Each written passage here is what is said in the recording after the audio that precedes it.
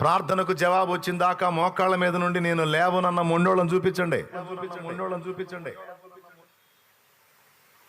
దీని సంగతి తాడో పేడో తేలిందాకా నేను వదలనన్న మొండోళ్ళని చూపించండి.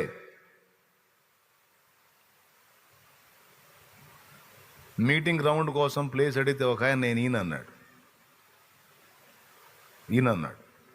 ఇంకా ఆయన ఎందుకు బతిలాడేది, ఊరకెత్తనాడా? అక్కడ ఒక చెట్టు ఉంది, ఆ చెట్టు దగ్గర పోయి కూర్చున్నా, ఒక తీర్మానం చేసుకున్నా, ఇచ్చిందా వదలనని. ఎవరిని? ఆయన్ని కాదు, ఆయన్ని.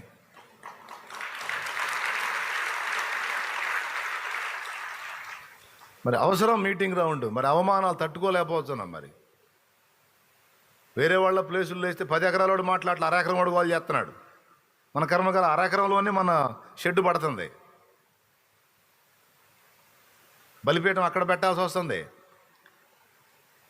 10 ఎకరాలు ఏం మాట్లాడలే, 1 ఎకరం కూడా ఎవడు చేశారు మీరు అంటున్నాడు.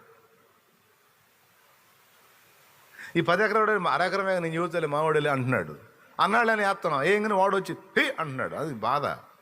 సంవత్సరాలు ఇది స్వాప్ అయిపోయింది. నాకు ఎందుకు రాయనా నాకు తెలియదు, నువ్వు మాకు ఓన్గా కొంత భూమి అయినా నువ్వు ఇవ్వని ప్రార్థన చేశావు మీటింగ్ గ్రౌండ్ కోసం. దేవునికి మహిమ. ఈయనన్నాడు, ఆయన మోకాళ్ళు వేసి రోజు ప్రార్థన చేయడం మొదలుపెట్టా. నాకు తెలియదు ఇచ్చిందాక నేను వదలనని. ఎక్కువ రోజులు కూడా చేయలే, గట్టిగా 1 వారం 10 రోజుల్లో పిలిచి ఇచ్చాడు. పిలిచి మళ్ళా దేవుడు మాట్లాడితే ఎవరైనా స్పందిస్తారు, లేకపోతే మన మొఖాలు చూస్తే ఎవరికి జాలి కలిగిద్ది, ఎవరికి ఈ బుద్ధి అయిద్ది?